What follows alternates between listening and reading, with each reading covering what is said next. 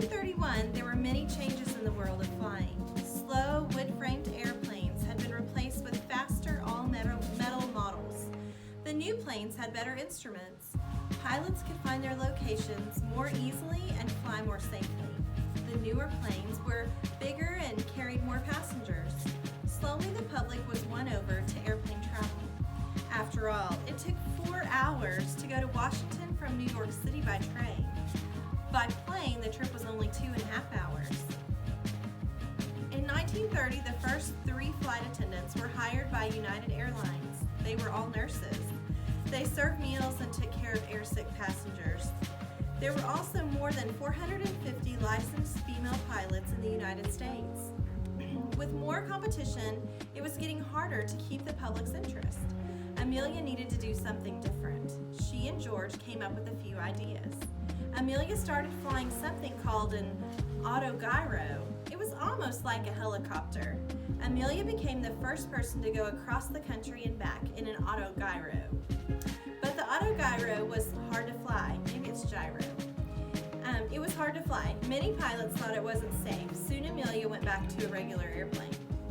One January morning in 1932, Amelia was having breakfast with her husband. She put down the paper she was reading and asked, "Would you mind if I flew the Atlantic alone?" No, George didn't mind at all. He wanted Amelia to become the first woman to fly solo across the Atlantic. May 20th, 1932 was the 5th anniversary of the Lindbergh flight. George Putnam thought that would be the perfect date for Amelia to take off.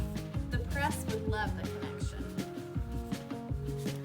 Amelia had new instruments, including 3 compasses put in her plane. The weather over the Atlantic could be bad. She would depend on the new technology to help her find her way. On the day of her flight, Amelia told reporters she was sure of her success. But before she climbed into her plane, she quietly turned to a friend. "Do you think I can make it?" she asked.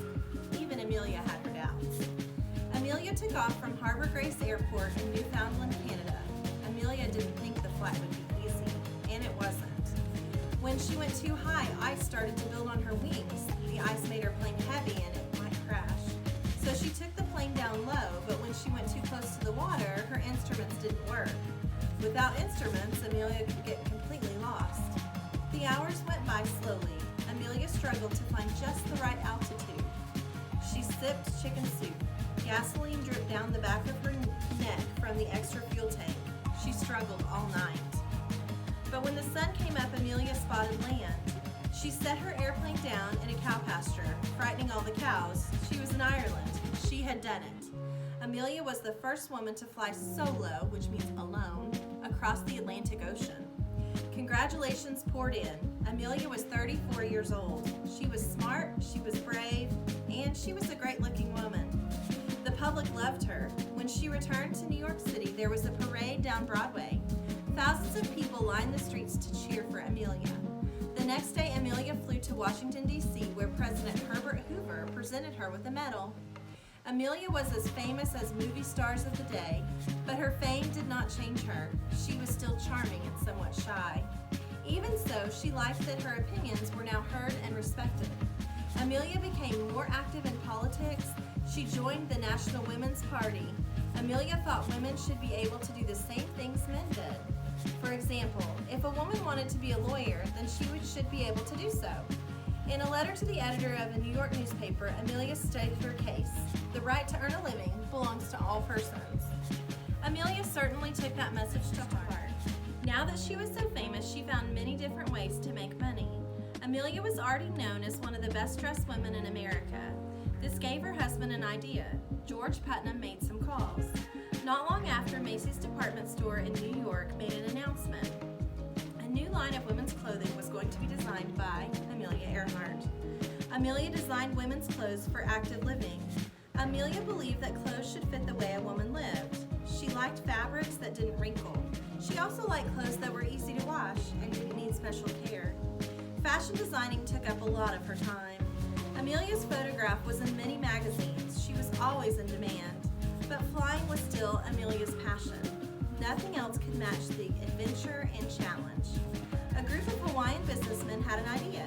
They asked Amelia to become the first person to fly solo from Honolulu to California. It would be a 2,500-mile nonstop trip over the Pacific Ocean. On January 11, 1935, Amelia took off from Honolulu. 18 and a half hours later, she landed in Oakland, California. She did it. It was another one for the record book. Amelia always said she flew for the fun of it, but some people said she took too many risks. Others didn't like George. He was constantly trying to make money from Amelia's name and fame. Amelia was beginning to feel trapped. It was getting harder to set new records. Each time she had to fly farther and longer. Setting records took money.